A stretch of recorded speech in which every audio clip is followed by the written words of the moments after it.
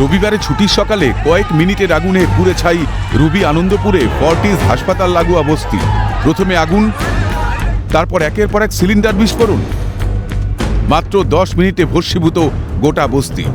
অগ্নিকাণ্ড নিয়ন্ত্রণে আনতে ঘটনাস্থলে নিয়ে আসা হয়েছিল দমকলের একাধিক ইঞ্জিন, তবুও হল না শেষ রক্ষা। নুন আনতে পান্তা ফুরোয় যাদের সংসারে, তাদের জীবনে নেমে এলো বিপর্যয়।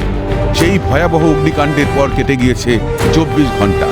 মাথা গোজার ঠাঁইটুকু হারিয়ে নিঃস্ব বস্তির বাসিন্দারা। তাদের জন্য এলাকার একটি মাঠে অস্থায়ী ছাউনিরও ব্যবস্থা করা হয়েছে স্থানীয় কাউন্সিলরের তরফে।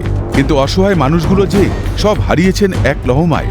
প্রয়োজনীয় নথিপত্র, সন্তানের পড়াশোনার বই, জমানো অর্থ আজ সবই আগুনের গ্রাসে।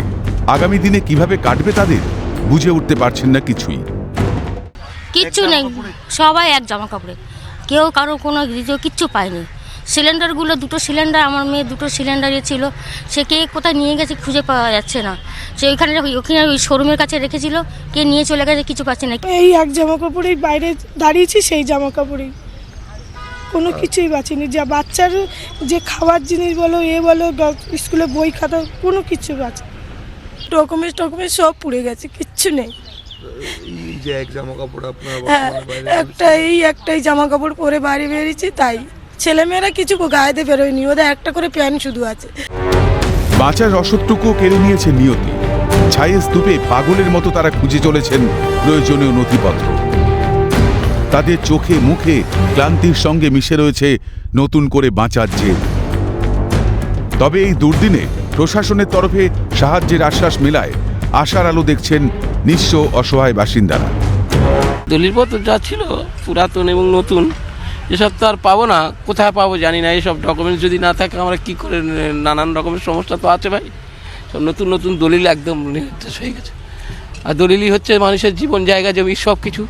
কিন্তু সেই জায়গাগুলো আমরা আর পাচ্ছি না, জানি না পাবো কিনা, উদ্ধার করতে পারবো কিনা, এখন ঈশ্বর জানে। ভরসা তো ঈশ্বর ছাড়া আমাদের কিছু নেই, সর্বশান্ত হয়ে গেছি আমরা। কাউন্সিলর বলছে, জাভেদ খান এসেছিল, কাউন্সিলর এসেছিল, এমএলএ সাহেব এসেছিল, মালাদি এসেছিল, এরা তো বলেছে যে হ্যাঁ ব্যবস্থা করবো, আশ্বাস দিয়েছে। সেদিক থেকে আমরা ভরসা আছি, দেখি ওনারা কি ব্যবস্থা করেন। 11 বছর আগে এমনই বিপর্যয়ের সম্মুখীন হয়েছিল এই বস্তি। 1 বছর পরেই পুনর্বাসন মেলার প্রতিশ্রুতি মিলেছে প্রশাসনের তরফে, কিন্তু 11 বছরেও ফেরেনি সুদিন। অস্থায়ীভাবে রুবি আনন্দপুরের ফর্টিস হাসপাতাল লাগোয়া বস্তিতে মিলেছিল ঠিকানা। আবারও সেই বস্তিতে আগুন, ফের সব খুইয়ে উদ্বাস্তু 30 থেকে 35টি পরিবার। কবে হাল ফিরবে তাদের? স্থায়ী আশ্রয়ের অপেক্ষায় এখন শুধু দিন গুজরান। ক্যামেরায় মদন সরকারের সঙ্গে সৌভিক গিরির রিপোর্ট, ক্যালকাটা নিউজ।